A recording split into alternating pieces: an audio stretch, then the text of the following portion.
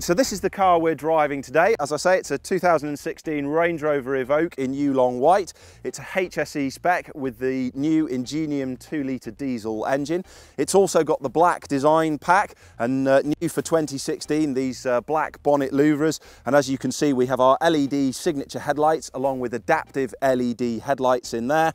The new design of bumper, including the fog lights and even the front camera down in the middle there. But enough about the fantastic design of this car. Let's jump in, have a drive and see what it can do. Let's go.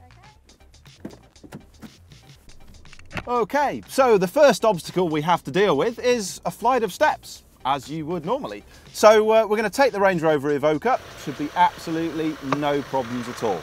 Let's go.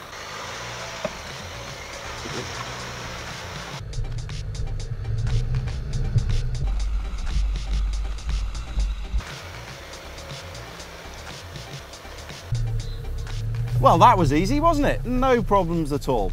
Next obstacle's a little bit more interesting, especially because I can't really see over the edge, but we'll have a go and let's see what happens.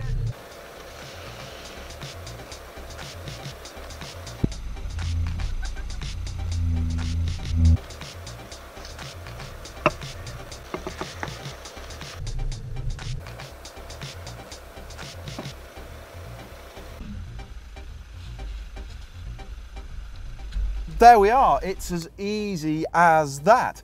I hope you've enjoyed our first little section. We're going to be back with you very shortly and we're going to do some more exciting obstacles, including to the water. So to go into the water, I'm going to put the wade sensing feature on the vehicle. So as we drive through, this will actually tell us how deep the water is and give us a bit of an indication as to what's going on.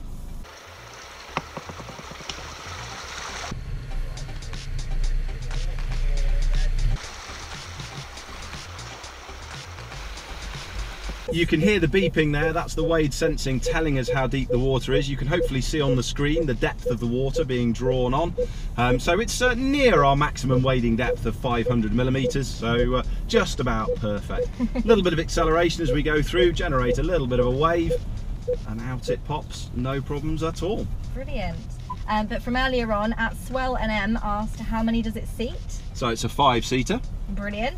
And at Dandov wanted to know, he's 6'5", so is he going to fit in the driving seat? Absolutely, I'm 6'1" and I fit in here, loads of room. I've actually got the seat quite upright so that I can see the obstacles, and even then I've got loads of headroom, so you shouldn't have any problems at all. Brilliant. And we've just been asked again how deep that water was. Can you remind us how deep that was? So it was just under 500 millimeters deep. Oh. Okay, brilliant. It might be difficult for you to see, but we're now we've just leant over horizontally.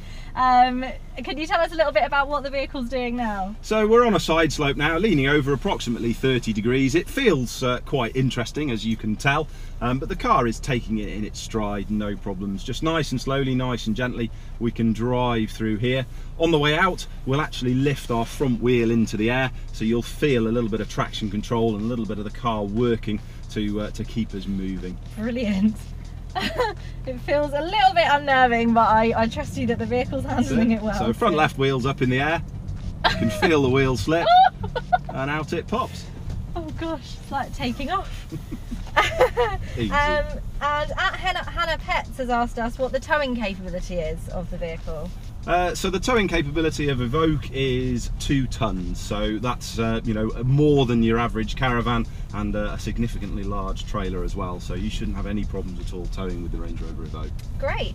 And a few people earlier were asking us how much the vehicle is, so the best way to find out is to search Land Rover Configurator in your browser, and you'll be able to configure the vehicle yourself and see the price point in your market. So Alex, can you tell us what we're approaching now? So yeah, the next obstacle we've got here is designed to help show the traction systems on the car, and it's going to simulate loss of traction. So we've got 4 rollers in here. Each one will allow the wheels to slip, so it's like hitting a patch of ice on the way up the hill. And as you can see, there are 4 there. We're going to go over 1 initially, so 1 wheel will lose grip, then 2 wheels, then 3 wheels will actually have lost grip.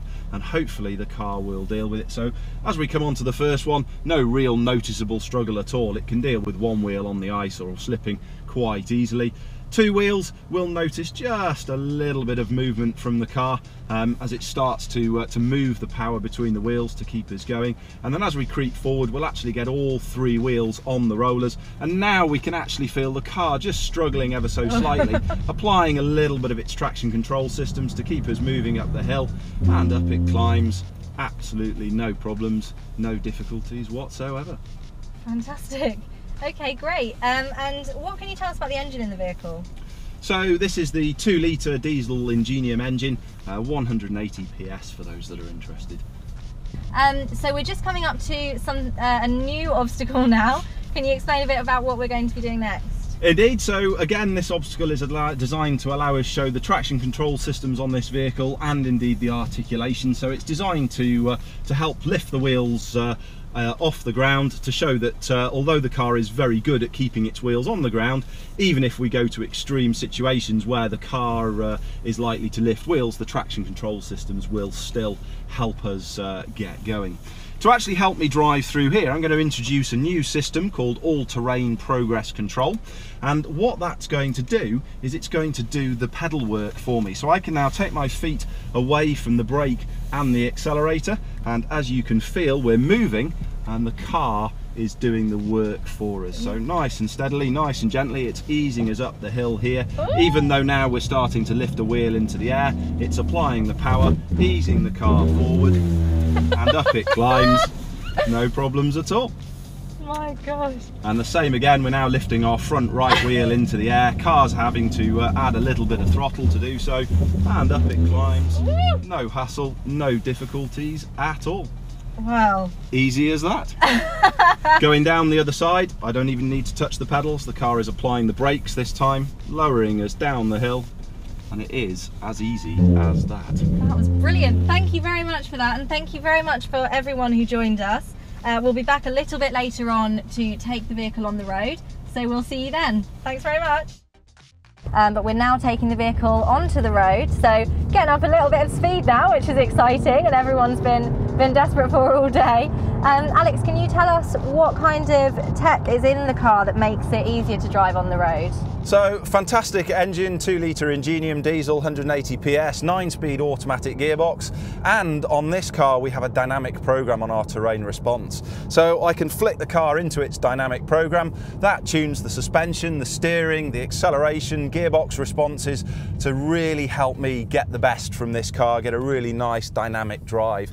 So as we accelerate now, we feel straight away a little bit more responsive on the throttle, stays nice and flat through cornering, and it means that we can really enjoy driving the car as we drive along.